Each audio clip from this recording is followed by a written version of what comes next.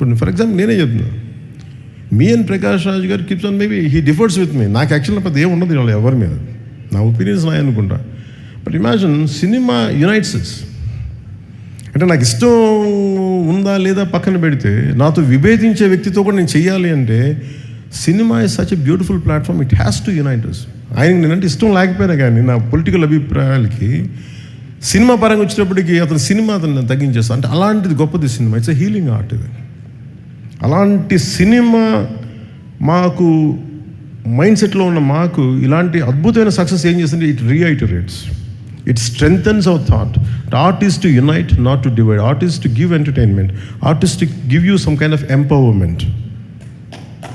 ఎంత ఇది ఎలా ఉంటుందంటే, ఇమాజిన్ అంటే నాకు హాలీవుడ్ లాగా మనం చేయగలము సినిమాలో, పాటలు అన్ని పాటలు అంటే కూర్చోబెట్టి మంచిదే పాటలు ఉండడం, కానీ ప్రతిసారి పాటే ఉండాలా, ఈ విధంగానే మ్యూజిక్ ఉండాలి, ఇంకోలా మ్యూజిక్ ఉండకూడదు అంటే తమన్నా హ్యాస్ ప్రూవ్డ్ ఇట్.